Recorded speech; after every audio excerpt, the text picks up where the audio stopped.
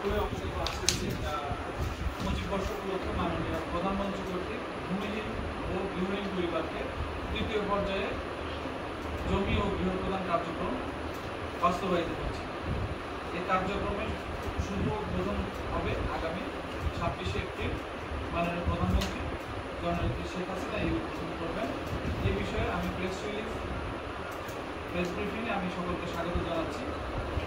মুজিব বর্ষে একজন মানুষও গৃহহীন থাকবে না। মাননীয় প্রধানমন্ত্রী শেখ হাসিনা মুজিব জন্ম শতবর্ষ উপলক্ষে ঘোষিত এই কর্মসূচিতে বাস্তবায়নের লক্ষ্যে সারা দেশের ন্যায় গৃহীত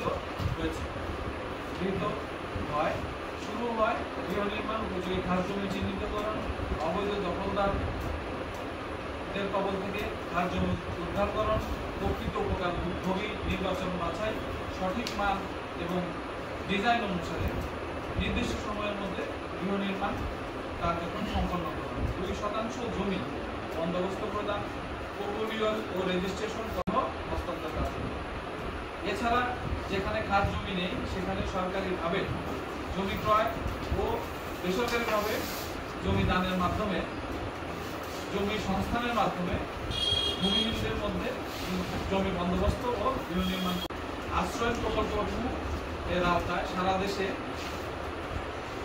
তৃতীয় পর্যায়ে 32,904টি গৃহ, জেলায় তৃতীয় পর্যায়ে 825টি ঘরের নির্মাণ কাজ হাতে নেওয়া হয়।